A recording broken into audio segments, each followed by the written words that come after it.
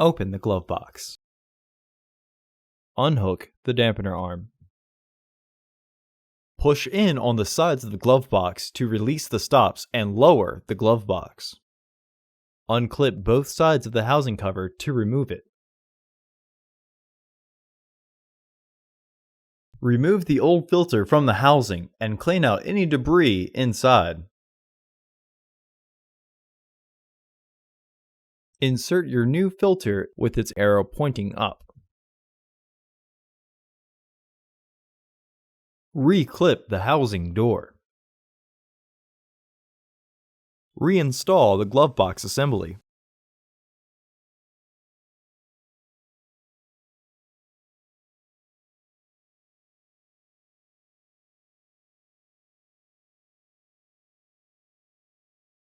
Hook the dampener arm back onto the glove box.